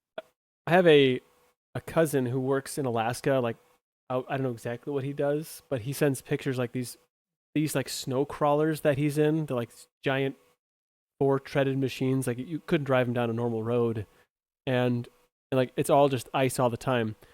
And he's normally like in a full on mask. Like, I mean, it's like completely covered. You know, there's no exposed skin at all for how cold it is where he works, and he loves it up there. And I think he is certifiably nuts. I think I like cold more than I like hot, but anything lower than -10, and that's just no. Having worn full mop gear, I can only imagine how horrible it would be on him. Like, it actually looks like he's in mop gear. I mean, it looks Man. it looks a little bit better, but yeah. For those mop gear is basically chemical protection suits in nutshell. So a complete head to toe cover. So Eric, you said you had some topics that you wanted to throw in there. Got a few minutes. I just, I've been considering trying to actually do real work on an Android tablet. So I have an ancient tablet. I wanted to get a new tablet anyway. And so as I was looking for alternatives or options for a new one, I have an iPad, an ancient one, and I don't want another one. So I also have Samsung Galaxy tabs in the house, but they are ancient. They're like 7 models behind. So I got a newer one with a larger screen as well. So it's a 12.4 inch screen instead of the usual 10. And I'm going to get a decent keyboard case for it and just see if I can do any amount of real work on an Android tablet. And I thought about the idea that, netbooks were a thing, and I don't know if that's still even remotely popular as it seemed to be at one point because of the battery life. I think that was probably the biggest draw was, that they had long battery lives. They weren't powerful, but they did have usually decent keyboards and decent screens and decent touchpads. So anyway, I'm going to see if I can replicate some sort of a laptop setup and then see if I can actually use the tablet. And Leviticus just mentioned DeX. So Samsung does DeX, where it creates like a desktop environment where you have floating windows and you can have multiple things open and actually use it like a proper desktop operating system. It's still Android, so it's still limited, but anyway, I'm really just curious to see how far I can get with that. I went with Android instead of, there are some Chromebook tablets or convertible devices, I guess. And I actually had one, an Asus one, and it was terrible. It was so slow. I mean, even just browsing the web was just utterly painful. So no, it wasn't Asus, it was Lenovo. Yeah, it was a Lenovo product. I forget the name of it right now, but anyway, it was terrible, and I don't want to go that route. There weren't a lot of good options. So that's really, the one advantage of Android is you can sideload, open source stuff, and so you're not sort of locked in like I would be with an iPad. And there are decent choices apparently for tablet cases with, even with a touchpad on them. Not that that's strictly necessary. It has a pen, and then also you could just use the touch screen. But that's really it. I mean, I'm just curious to see how much of that I can recreate. And honestly, if I can't, whoop-de-doo, I got a nicer, newer tablet that I can sit and do, web browsing and media consumption. But yeah, that's just my sort of a new pursuit. I don't even have it yet. I just bought it and waiting to see. Is Go ahead. Samsung the only thing that has the DeX? I Okay. believe so, yeah. Yeah, I think it used to be more Yeah. widespread. I think others used to do it, but I'm just curious for people that maybe travel more, or even just, I guess less powerful systems. I mean, it's kind of funny because this tablet has more horsepower than a lot of that, almost, laptops that I've had in the past. So it's, I think it's going to be relatively performant. Really, it's going to come down to if there are things I need to do that I can't do in a browser, in a mobile browser running in desktop mode. But I don't know. I don't think I do enough things that are going to run into that, but potentially. So that's the experiment. But do people, are netbooks still a thing, or, low power devices? I guess ARM has sort of come in, but I don't know. Doesn't seem Chromebooks like there's a killed the lot. netbook. Yeah. Like I video guess killed the so. radio star, kind of same thing. Is anyone using And KVM killed the actively VirtualBox. Does anyone My actually second- use Chromebooks? Like, No, not a Chromebook. I'm using that Surface Go, and I've got oh, okay. Tumbleweed on the KDE. So that's my second one out when I'm sitting out there watching TV with the family or whatever. So that's working really well. Gets a bit slow every now and then, but once it's up and running, it's pretty good. Is I the have a screen auto Pixelbook rotate? What Go that kind I of use occasionally. What's that, Adam? I have a Pixelbook Go. It's a Chromebook that I use Oh, occasionally. okay. Now, do you? Because you mentioned traveling, Eric. Yeah. Sorry, because you mentioned traveling, like, I mean, if you need a machine that's powerful and efficient and has a best in class battery life, I still find it really hard to go past an M1 or M2 MacBook Air. Like, for the money, it's so good. It's so light, you can carry it around, you can stick it in your backpack, and you're done. And don't forget, you can get a whole bunch of open source software on Mac. I agree. And if I wanted and needed that sort of power, and because there's a huge difference, right? I mean, that's a full blown, more than capable system. I mean, you can replace a desktop with one of those easily.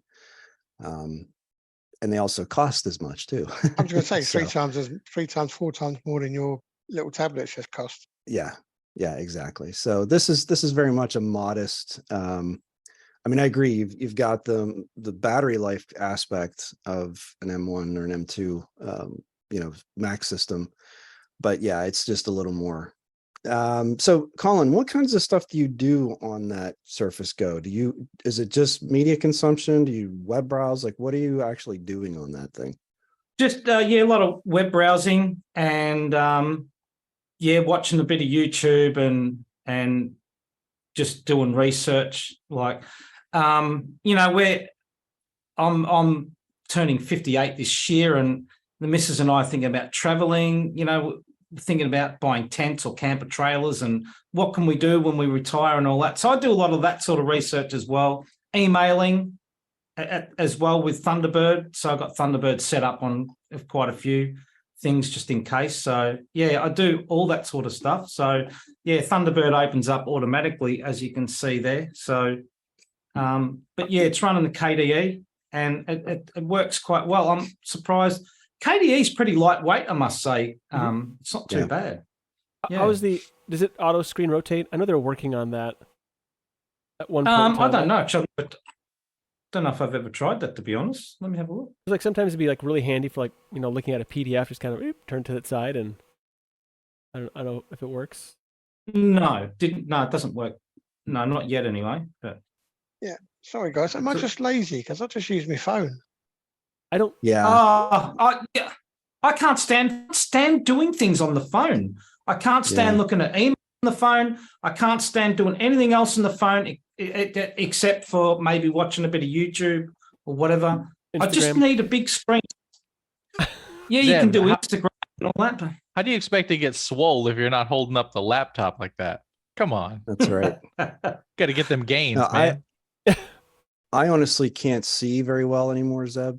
And so and that's even why I got the larger tablet, because even a 10-inch tablet sometimes is like I'm holding it up to my face, depending on the font and the, whatever I'm doing. But so yeah, I do a lot on my phone. I mean, phones have just inherently become bigger. It's funny, I was looking through my old phone collection the other day, and they used to be so tiny, right?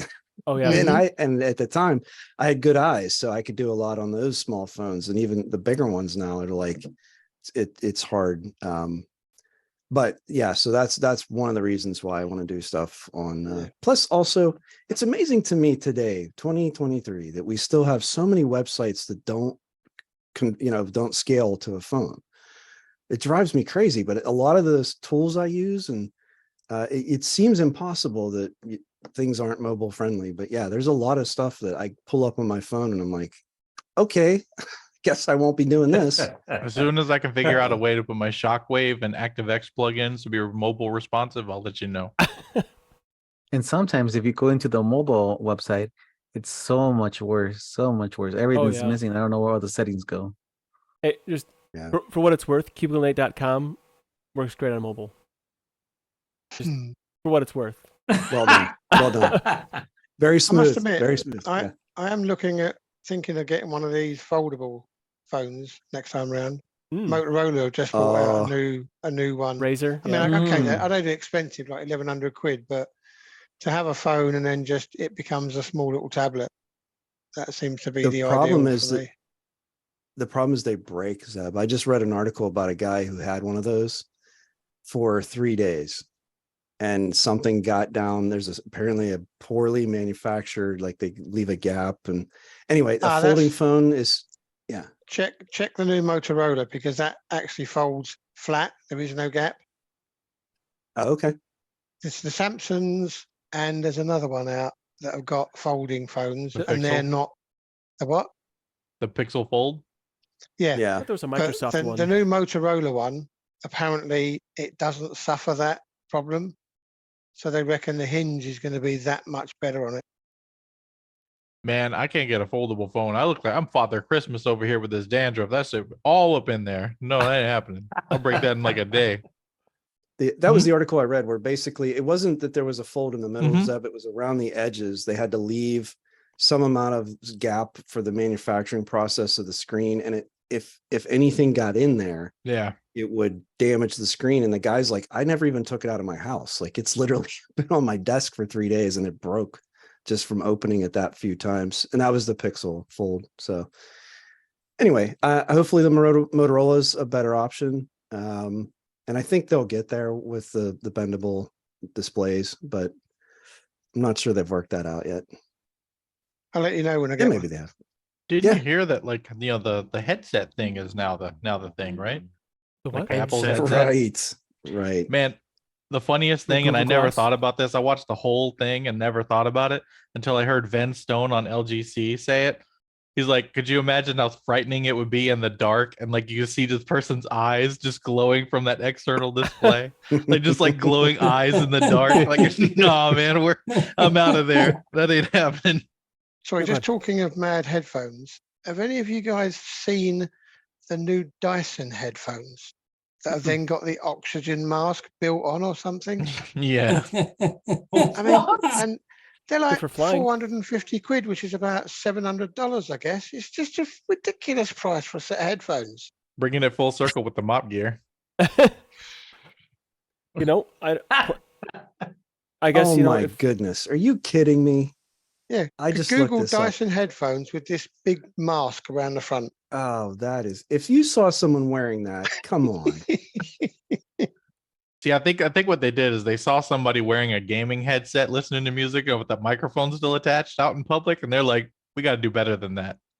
Wow, looks like the front of a transformer. Yeah, and the sad thing is, unfortunately, a bit like Apple, people are drawn to the Dyson name. I mean, my daughter's got a Dyson hairdryer. Yeah. It cost her a couple of £100, and it's no better than the 50 quid one I bought in Asda. But because it's Dyson, and the UK Asda is your Walmart, by the way, yeah. Because it's Dyson, people pay stupid prices for it. Yeah. Yep. Is it Brand really names. a Yeah, good air so- filter though? Yo, So the Doug, we heard you Dyson like Zone- headbands, so we put a headband on your headband. So you can- Oh my goodness. Yeah, the Dyson Zone, there's two of them. One's $950 and one's $1,000. There you go. And they're probably not very good headphones either, with all that air going. Right, right. Have you ever wanted Oh that my windows down goodness. on the freeway feel? Here you go. I mean, I like the hand dryers. I think those are pretty cool. Hmm. There you go. I've Yeah. just put my fan next to my face. That's what it's going to be like. Listening, listening to the music on those things. I guess you can It's kind of the look like most Bane. musical CPAP machine. Oh, this is ridiculous. I think you look. Sorry, I could crack jokes on this all night. I won't though. I know it kind of reminds me of Bane's mask a little bit. If you just had something kind of go over the front of it, you know. When you I just feel got to bad for complete the that Sub-Zero cosplay. Oh my goodness. I'm looking at the models, you know, that they took the photos with this thing on. They're trying really hard to make it look interesting and cool, and boy, are they not pulling All they're it off. thinking about is that fat paycheck coming to them for just doing that. I must Oh admit, my when I goodness. originally saw it, I thought it was a new version of the bicycle masks that people are now wearing because of the smog and the mess and all the rest of it. And I thought, oh, well, yeah, that's interesting. And then when I looked deeper and found out it was headphones, it was like, oh my God. Just Also, you know, really- let's not do anything about the air pollution. Let's just do this. yeah. Yeah, that's pretty wild. Wow. So, Eric, are you so getting back to what Eric was talking about, have you bought the Android tablet, or are you going to buy an Android tablet? I did, and I'm so cheap that I couldn't possibly come to terms with buying a new one. So I I found understand. I found a used one for basically half price. It's still the newest model. It's just, you know, I asked the guy, and he's one of those people that just jumps between things. And the way he pays for it is by selling. He'll use something for 6 months and then sell it. And so that's the guy you're looking for, by the way. When you buy used gear, you know, perfectly taken care of, you know, all the cases and screen protectors and all that good stuff. Original box, you know, That's an interesting way to describe a fence. A fence. Yeah. Yeah. I don't think a fence is going to have the original packing materials, but maybe they would. I don't know. It depends if they're robbing houses or not. My And daughter some people used to go sell- above and beyond, Eric. Yeah. That's right. But my daughter always used to sell my phones once I got a new one, because like you just said about this guy, yeah, it's pristine. There's not a scratch on it. It's had a cover on it from day one. You go into the box and all the wrapping is still there. I've never taken the headphones out. It's all there. And she just puts Yep. it back in and it looks brand spanking new. And okay, you're going to lose 50%, but that's 500 quid off the next £1,000 phone. So Absolutely. Real talk you though, get it like for, sorry, go ahead. I thought you were done. I was going to say, Okay. you get it for 400 or 500, whilst the person who's bought it new has just paid 1,100 for it or whatever. Yep. Yeah. It's So it's in the retro 800 gaming new, world, and I- that's a big thing. Like if I sell you just the cartridge, you can still play the game. It's like $60. But if I give you the box and the manuals, it's $400. yeah. Well, it's not quite collector status, but yeah, no, it's a $800 tablet that I got for 400. So yeah, I was pretty happy Nice. about that. That is good. And yeah, so hopefully it'll be We here. look forward this to seeing it week. next week. Yeah, yeah. Oh, good. It's fun. It's a neat treat.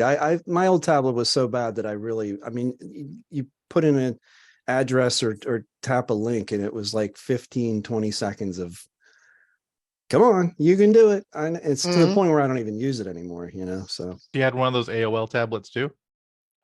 no, this is an iPad. It's old. I'm guessing it's a bit like my Lynx laptop pad thing that I showed the other day that I took to Self with me, Adam, and everybody spent hours trying to work out how to get Linux on the thing. I fire it up now and like 8 minutes later, Windows appears. It's like, really? I'm not waiting that long. And then you go to scroll with it, or you go to open up a browser and it's another 2 minutes. And I'm thinking, how do people use these? It's crazy. Can't do it. Yeah. I think maybe curiosity may get the better of me one day, because I've been keeping an eye on every now and then Ubports. Like they've got, if you get a Google Gixel, if you get a Google Pixel 3A or 3A large, I think it is, or whatever, that's 100% supported by Ubports, and so is a couple of other phones. So one day I'll be tempted to maybe get one and put Linux on a phone. I really want to try that. I think they recently upgraded to Ubuntu. Was it 2004? I have to check. I'm probably getting that wrong, but It was recently. yeah, they did. They recently did a 2204? major. Right. Yeah, I'm not sure the exact version, but they did a major jump very recently in version. So it Nice. might be worth checking it out again. But I've met some of the people from Ubports in person, and they're just the loveliest, most unbelievably enthusiastic people that you've ever met about getting Linux to work well on a phone. Yeah, they're just great Right. guys. I've considered getting an older, because you talking about used hardware. I mean, you can get the phones that run best on, with Ubports for very little. And I know it's not going to be a replacement necessarily, because it doesn't do some of the things that a modern smartphone does. But I think it would be very gratifying to use it to just do, like, when I'm at home, I rarely am doing the, modern cell phone things, banking apps or whatever. I know there's some limitations. So I think it would be really satisfying to just, I agree with you, like Linux on a mobile device. Yeah, I just wanted to add one more thing, that one of the biggest problems with the Linux operating systems on a phone is the battery consumption. And there was a really good talk done. I'm not sure if I'm going to be able to find the link. If I can, I'll make sure I put it in the show notes. But it details really well, and it's by someone from Ubports. It details the problem very well, and that is, your phone basically has to go to sleep in order for it to have any chance at saving battery life when you're not using it, which I suppose ideally is not most of the time, but I guess that might differ between people.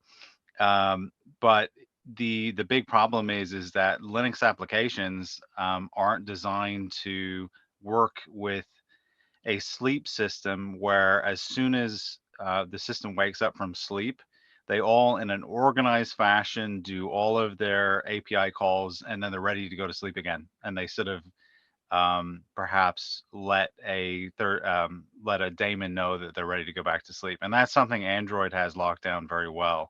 I'm not sure what the implementation is exactly, but all the applications will cooperate with Android to make sure that it has to come out of sleep for as little as time as possible to get all those API calls done, to see if you have a new message on Telegram, to see if you have a new email, things like that, before it has to go back to sleep. And Ubports is, that I am aware of, the only Linux operating system for phones that is actually working on an answer to that problem that software developers will be able to implement.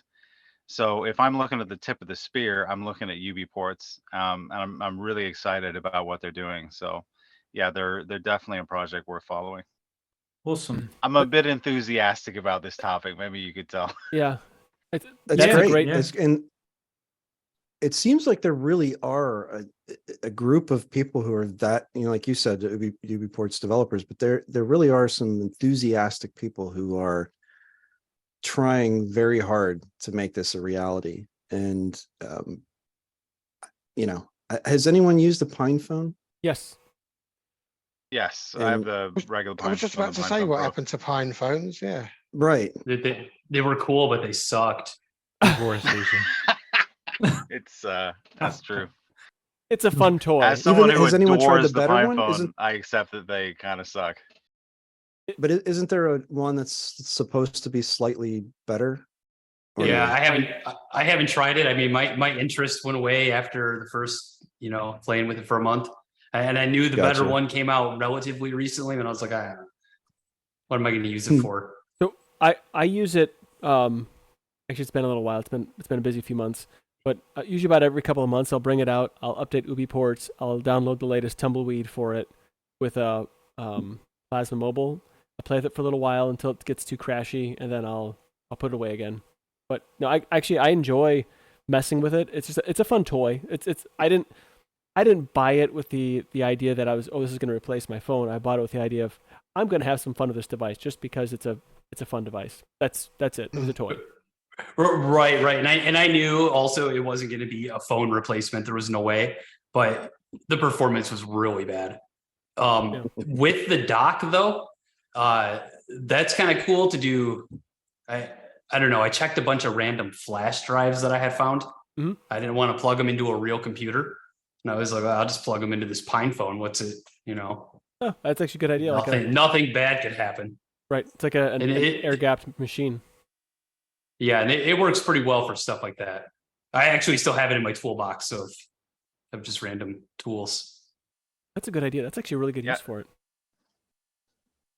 I'll just note that when people say the better Pine phone, it's called the Pine Phone Pro, and yes, technically it is supposed to be better, and that's the RK3399S version of that processor, which I think they ship the non-S version in their laptop, which is a little faster. So I mean, it's a pretty beefy CPU, but it hasn't had a lot of time in the oven when it comes to people developing for it, and things seem to move very, very, very slow in terms of getting everything fixed, getting hardware to work in the Pine phone world. And by slow, I mean over the course of several years.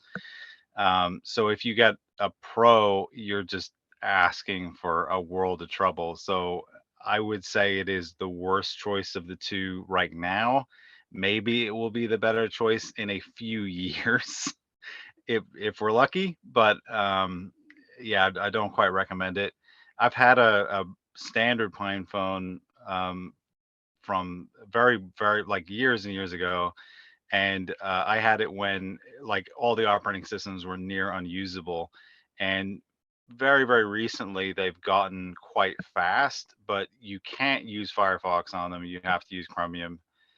So you really want to install Mobium or post-market OS Mobium to get Chromium on them. I haven't run Ubports Ubuntu Touch recently. I think they run Epiphany. I can't remember, but choosing the right applications to run helps, and they are a lot faster now. So also the last thing I just want to add is there's a project called GlowDroid.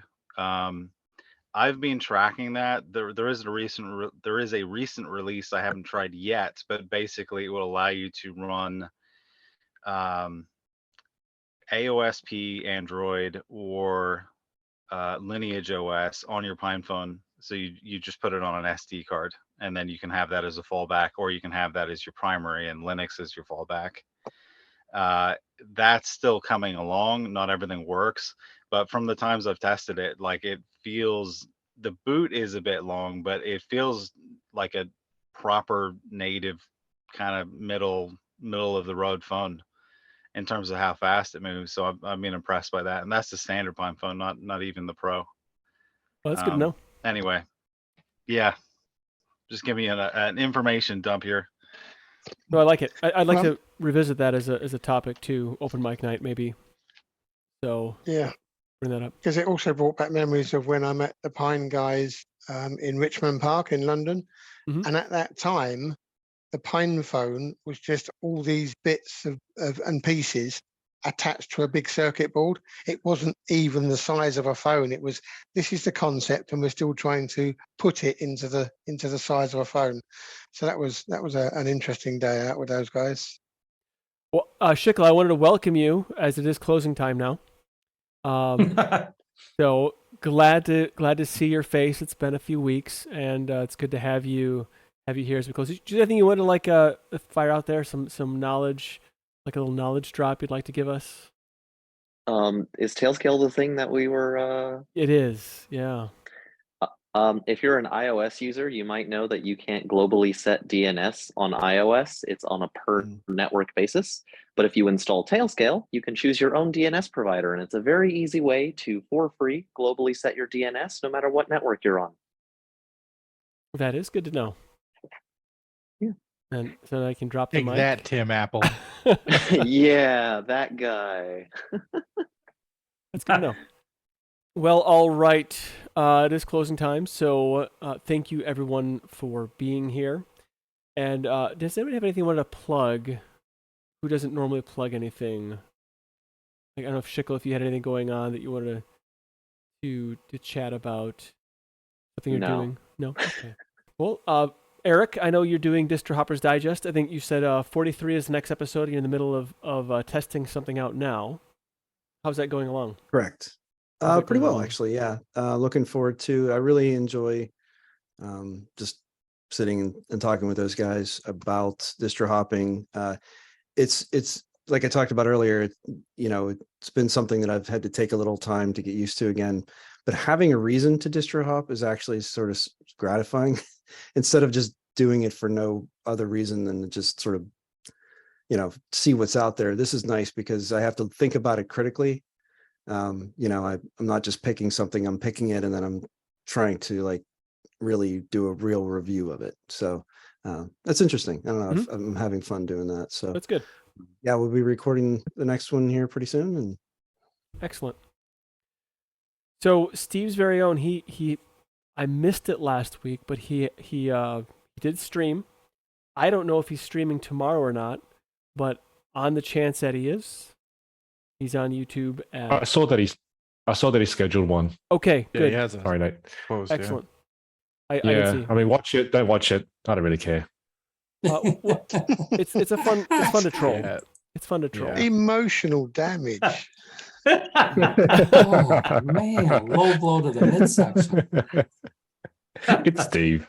Yeah, he can take it. He's I like love that guy. He's like a punching bag. Least punchable face on the internet. So check that out. He's on 8 a.m. Central or 9 a.m. Eastern. I don't know what it is, Mountain Time or crazy Arizona time. I have no idea. But anyway, check that out tomorrow. Or I guess if you're already in tomorrow, then today sometime. Today when you're getting ready for bed. Linux user space is on break currently. Dan joined us last week. Wasn't here this week. I think I saw him in the chat for a bit, but he's usually a busy guy.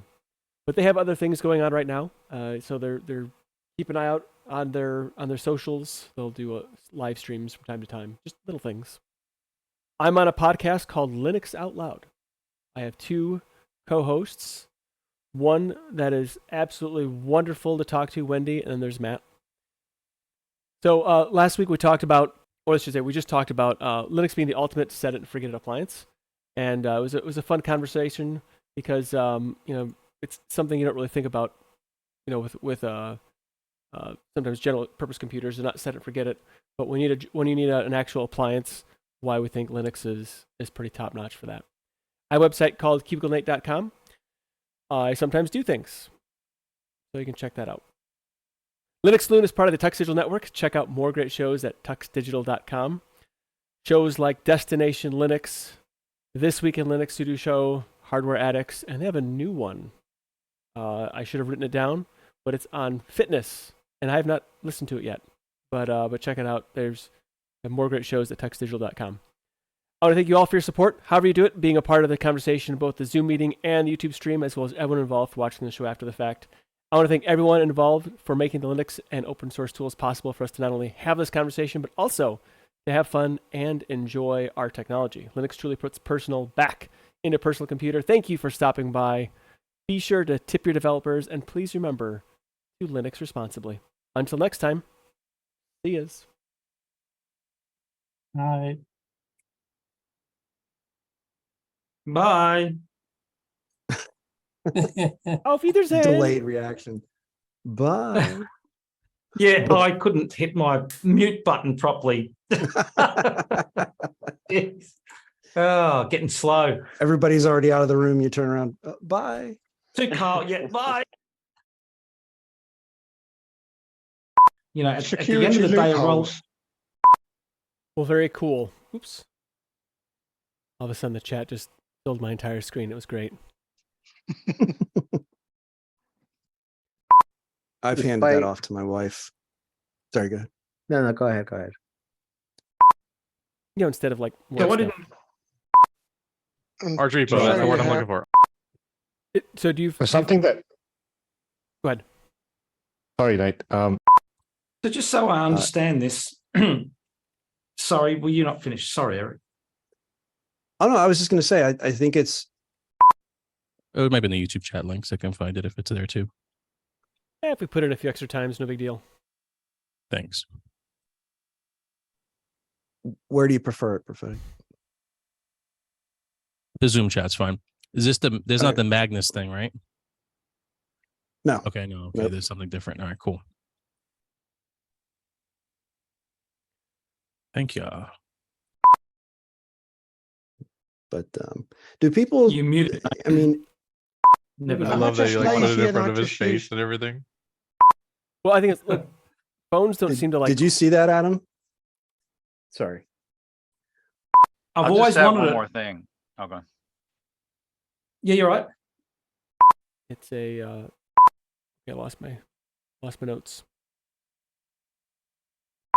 Outside. Nate, you mentioned something about set it and forget it appliances. I didn't want to say this live because I didn't want to give you any like propaganda to spread, but my Time Machine server is running on OpenSUSE Tumbleweed, and it's been the same install for over 2 years now, and I've not had more than 30 seconds of downtime on any day in those 2 years.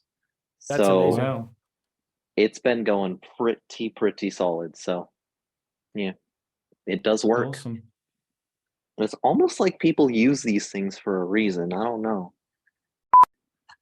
See you later.